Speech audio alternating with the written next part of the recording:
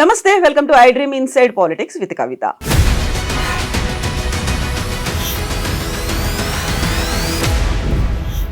BRS MLC Kavitha కొంత gap తర్వాత sudden గా మళ్ళీ తెర ముందుకొచ్చారు.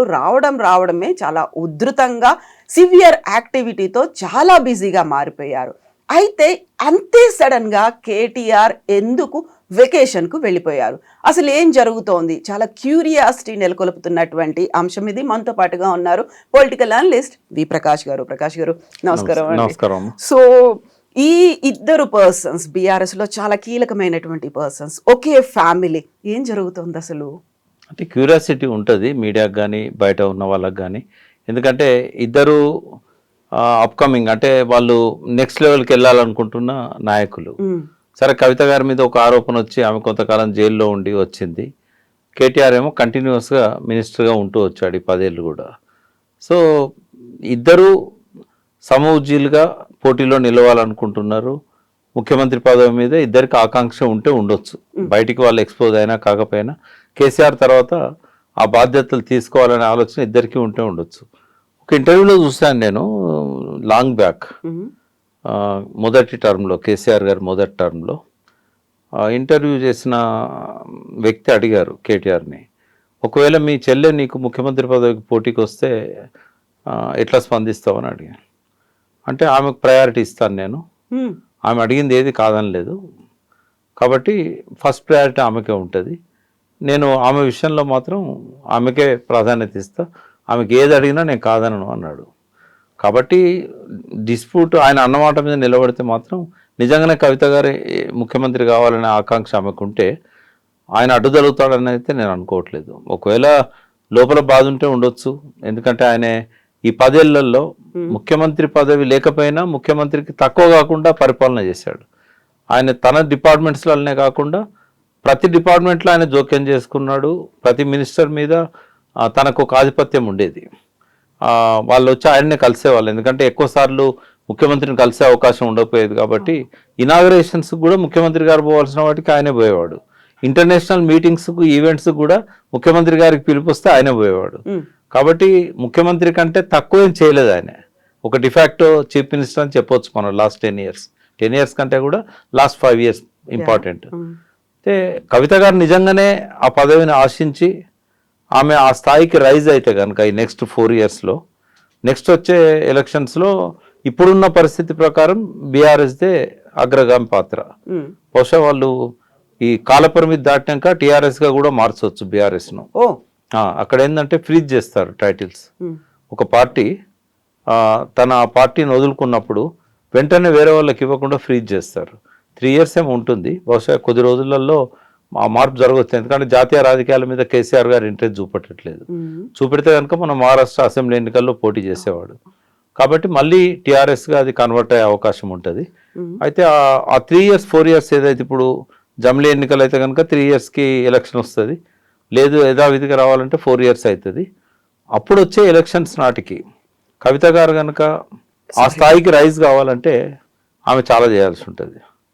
ఐజ్ ఆన్ టుడే ఉన్న పరిస్థితుల్లో ఆమె ముఖ్యమంత్రి అంటే, అయితే కవిత గారికి కనుక నా పోటీలో ఉండాలి, లేదంటే ఆ పదవి నాకు కావాలి అనుకుంటే ఆమె డెఫినెట్గా ఉండొచ్చు, ఎవరికైనా ఉండొచ్చు.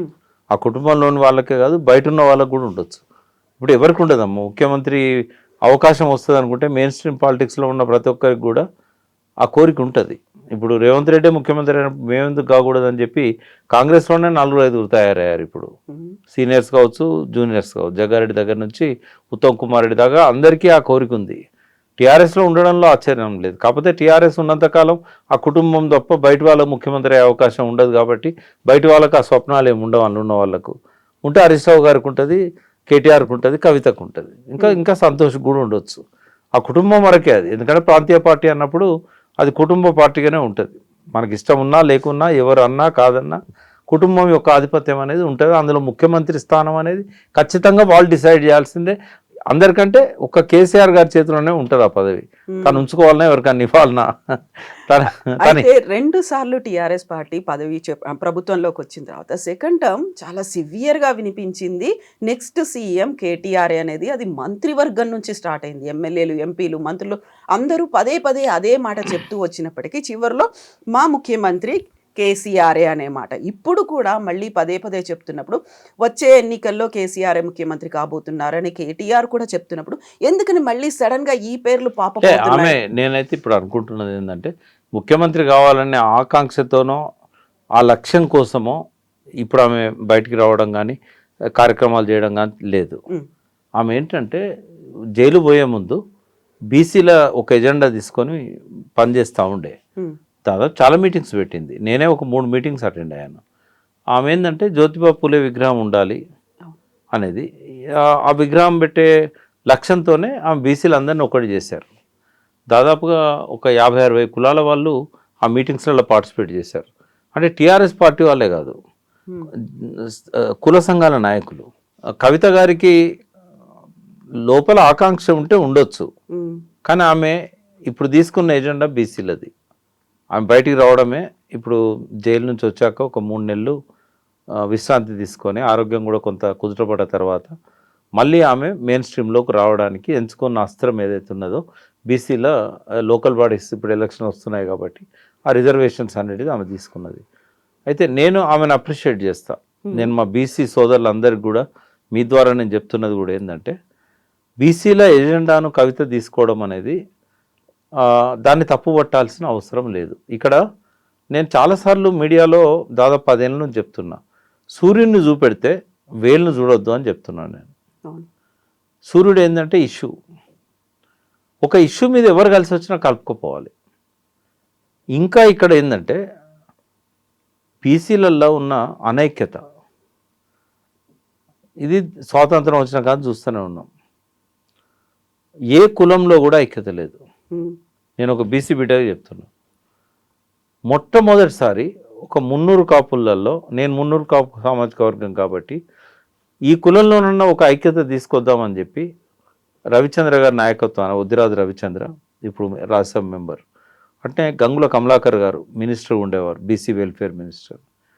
తర్వాత విఠల్ బీజేపీలో ఉన్నాడు, టీఎస్పీఎస్సీ ఫస్ట్ మెంబర్. ఇంకా కొంతమంది రౌత్ కనకయ్య గారు అని చెప్పి గ్రూప్ 1 ఆఫీసర్ ఉండి తర్వాత మంత్రి నియోజకవర్గం నుంచి టీఆర్ఎస్ అభ్యర్థిగా పోటీ చేశాడు. మేము కొంతమందిని కలిసి ఒక అపెక్స్ కమిటీ అని, మాకు శంకర్ బాలకృష్ణరావు గారని సిబిఐలో పనిచేశాడు.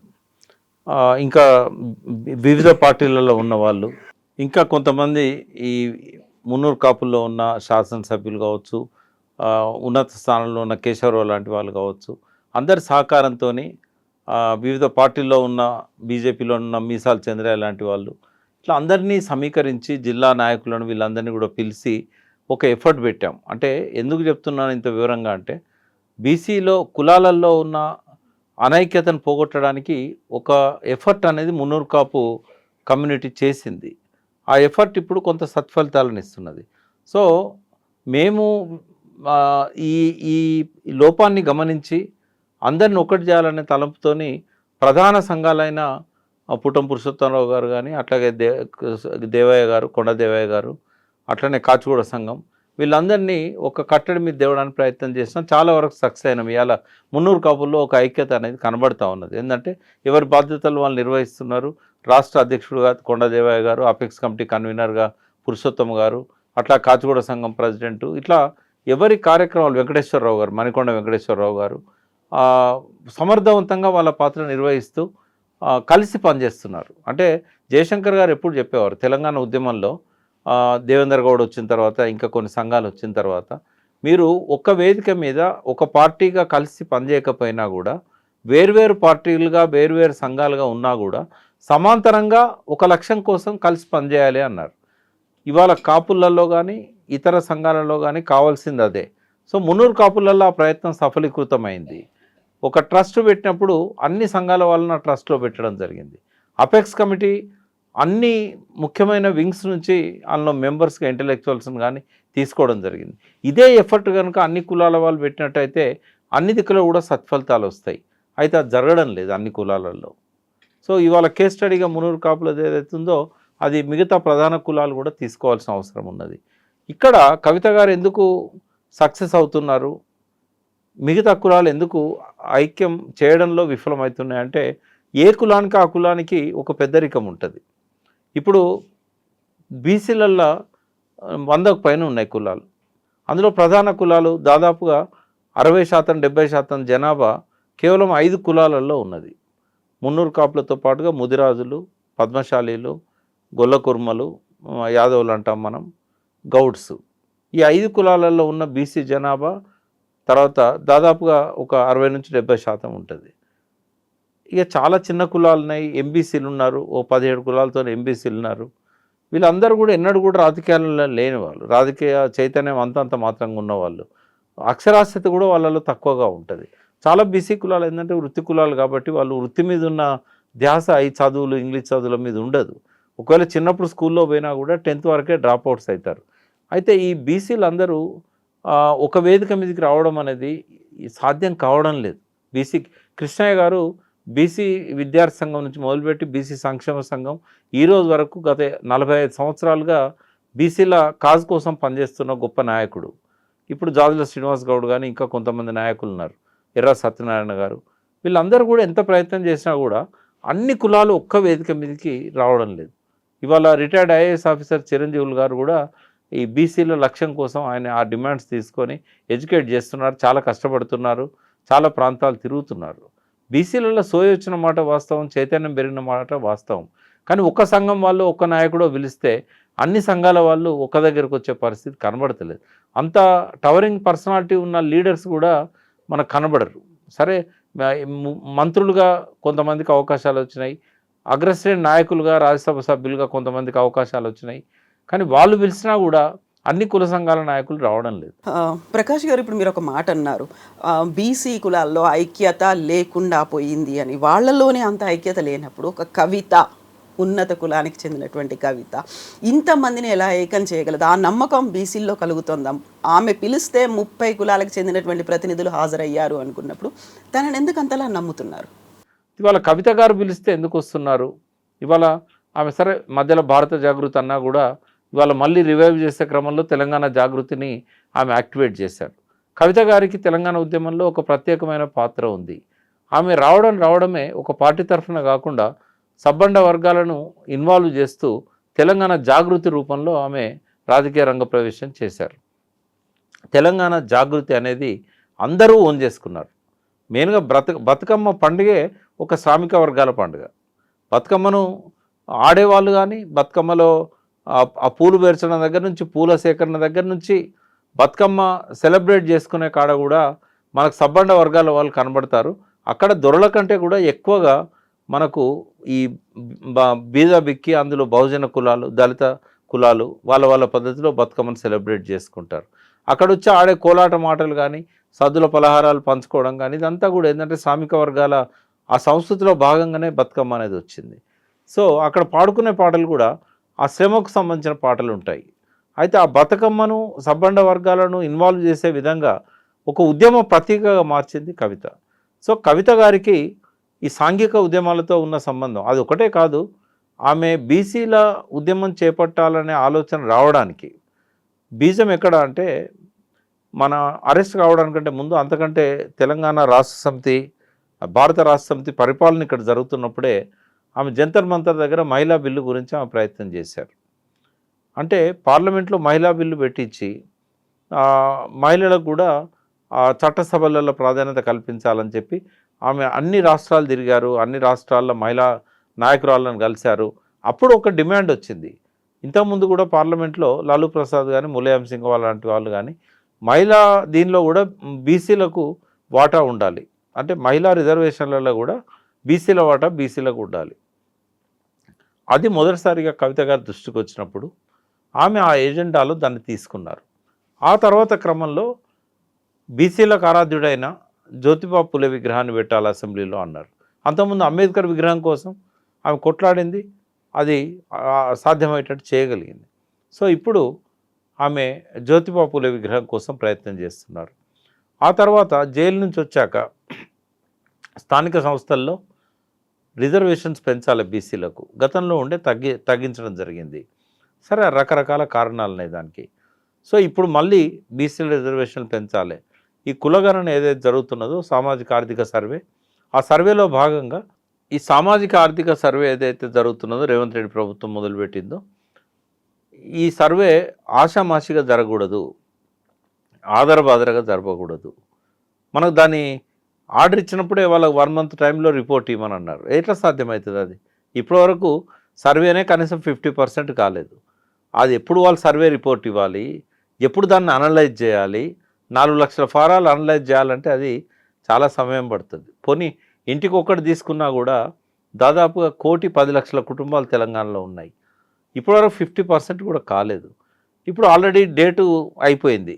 మా వెంకటేశ్వరరావు గారు ఎవరైతే రిటైర్డ్ ఐఏఎస్ ఉన్నారో వారిని డెడికేటెడ్ కమిషన్ అని పెట్టి ఈ సామాజిక ఆర్థిక సర్వే రిపోర్ట్ నివేదిక ఇవ్వాలని పెట్టారు ఆ కమిషన్కి. మొన్న కవిత గారితో కలిసి బీసీల తరఫున ఒక నివేదిక ఇవ్వడం జరిగింది, ఒక మెమొరాండం ఇవ్వడం జరిగింది. అప్పుడు మేము స్పష్టంగా చెప్పాం, సార్ మీ టర్మును ఎక్స్టెండ్ చేయరు, ఏదో ప్రజల నుంచి ఆ డిమాండ్ వచ్చింది. జాగృతి లాంటి, కవిత లాంటి వాళ్ళు, బీసీ కులాల వాళ్ళు చాలా కాలం నుంచి డిమాండ్ చేస్తున్నారు కాబట్టి, కేంద్ర ప్రభుత్వం కులగణనకు ఒప్పుకోలేదు కాబట్టి ఏదో మొక్కుబడిగా రేవంత్ రెడ్డి గారు జరపాలనుకుంటున్నారు తప్ప చిత్తశుద్ధితో జరుపుతున్నట్టు కాదు ఇది. అందులో పెట్టాల్సిన అంశాలు కూడా చాలా మిస్ అవుతున్నాయి. సరే ఇంటలెక్చువల్స్ కొంతమంది ప్రొఫెసర్స్ కలిసి చాలా అద్భుతంగా అది సామాజిక ఆర్థిక సర్వే క్వశ్చనర్ తయారు చేశారు, కానీ ఇంకా చాలా పెట్టాల్సినవి ఉండే అందులో ఎంబీసీలకు సంబంధించి కానీ ఇతరత్ర కానీ ఒమిషన్స్ ఉన్నాయి. మీరు నివేదిక ఇచ్చేటప్పుడైనా కనీసం ఇవన్నీ దృష్టిలో పెట్టుకోండి అని చెప్పి వారిని రిక్వెస్ట్ చేయడం జరిగింది. కానీ వారికి కూడా అవసరమైన టైం ఇవ్వకపోయినట్టయితే, సర్వే కూడా మొక్కుబడిగా చేసినట్టయితే, కనీసం సర్వేకి పోయిన వాళ్ళు ఆ కులాల గురించి వాళ్ళకి అవగాహన ఉండదు, వాళ్ళకి కనీసం ట్రైనింగ్ ఇవ్వలేదు.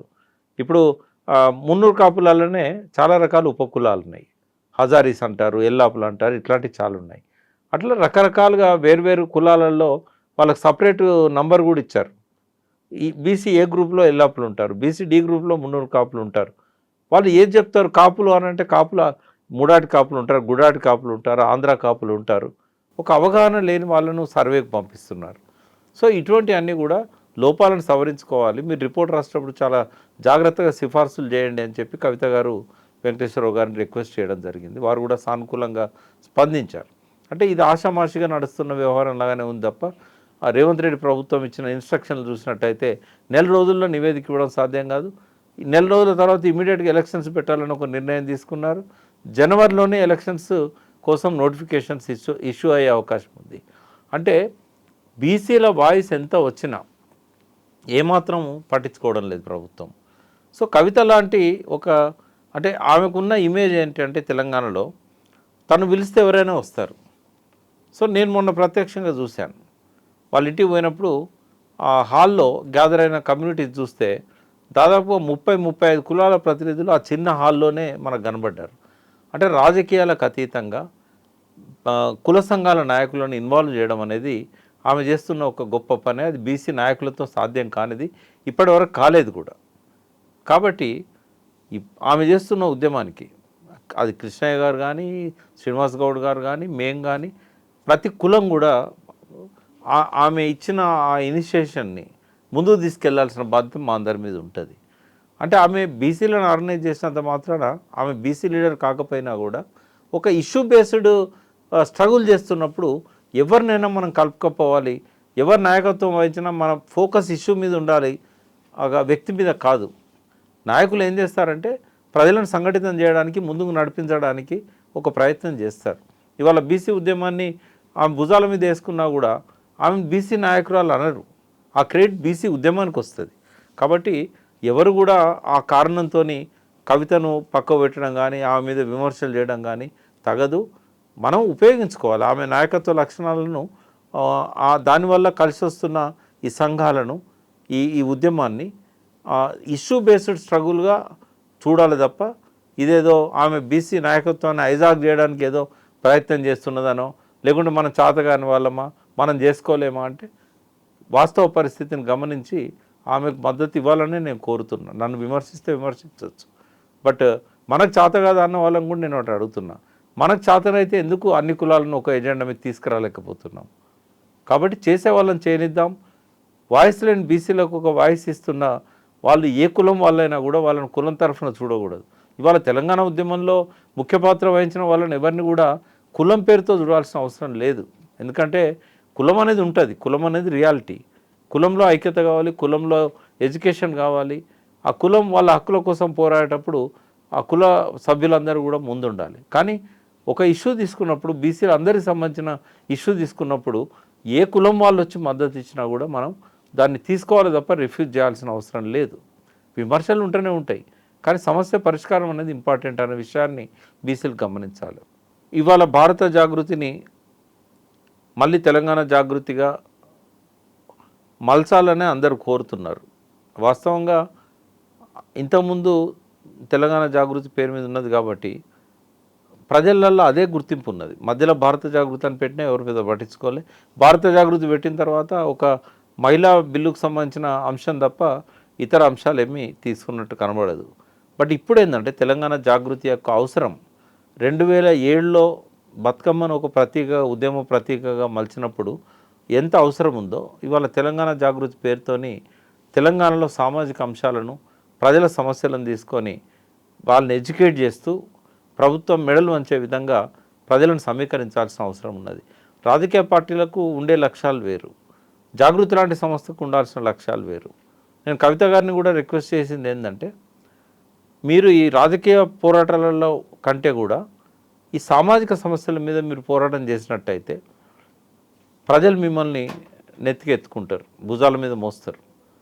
ఎట్లా జాగృతి ద్వారా బతుకమ్మను ఒక ఐకాన్గా పెట్టుకొని ఎట్లా ముందుకొచ్చారో ఇవాళ తెలంగాణ జాగృతి తరఫున ప్రజల్లో ఉన్న మూఢనమ్మకాలను, అజ్ఞానాన్ని తొలగిస్తూ వాళ్ళు ఒక సోయి తెచ్చుకునే విధంగా వాళ్ళ లోపల చైతన్యాన్ని నింపుతూ అనేక సామాజిక రుగ్మతలకు పరిష్కారాలను చూపుతూ ప్రభుత్వాన్ని మీరు కదిలించే విధంగా ఆ ప్రజలను ఐక్యం చేయాల్సిన అవసరం ఉంది.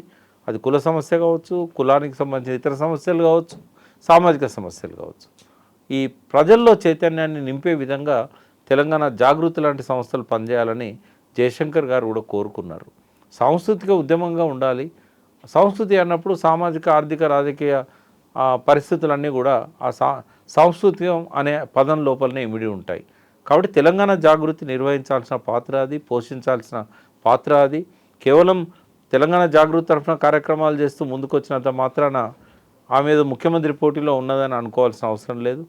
ఒక రాజకీయ నాయకురాలు కానీ, రాజకీయ నాయకుడు కానీ వాళ్ళ అల్టిమేట్ లక్ష్యం అదే ఉండొచ్చు. కానీ ఒక ఇష్యూ తీసుకొని పనిచేసినప్పుడు ఆ కారణం చూపెట్టి పక్కకు పెట్టాల్సిన అవసరం లేదనేది నేను అనుకుంటున్నాను. సో ఇక్కడ ప్రధానంగా వినిపించేది, గతంలో తెలంగాణ జాగృతి కాస్త భారత జాగృతిగా మారినట్టుగా కవితనే ఢిల్లీ వేదికగా అనౌన్స్ చేశారు. ఇప్పుడు జరుగుతున్నటువంటి మీటింగ్లన్నీ, ఇంట్లో జరుగుతున్న మీటింగ్లలో తెలంగాణ జాగృతి అనేది స్పష్టంగా కనిపిస్తుంది. అలా ఆ కండువాలే వేసుకుంటున్నారు, ప్రెస్ నోట్లు కూడా తెలంగాణ జాగృతి అనే వినిపిస్తుంది. సో అక్కడ మారినట్టుగానే మీరు ఇంతకుముందు మాట చెప్పారు, టీఆర్ఎస్ బీఆర్ఎస్ అయింది, బీఆర్ఎస్ కాస్త మళ్ళీ టీఆర్ఎస్. సో దానికి సంబంధించినటువంటి డెసిషన్ ఏమైనా తీసుకున్నారా? అంటే ఇంటర్నల్గా తీసుకున్నట్టే. ఎందుకంటే బీఆర్ఎస్ని టీఆర్ఎస్గా మార్చాలంటే ఎలక్షన్ కమిషన్ అనుమతించాలి. అక్కడ ఫ్రీజింగ్ చేశారు కాబట్టి ఒక 3 సంవత్సరాల దాకా అవకాశం లేదు. ఇప్పుడు ఆ 3 సంవత్సరాలు అయిపోయిన వెంటనే మళ్ళీ వీళ్ళ అప్లికేషన్ ఏదైతే ఇప్పుడు పెండింగ్ ఉంది, ఇప్పటికే పెట్టుకున్నారు. నేను అనుకునేది వినోద్ గారు ఆ పనిలో ఉంటుంది.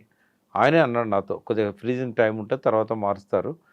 మెంటల్గా శ్రేణులన్నీ కూడా ప్రిపేర్ అయినాయి.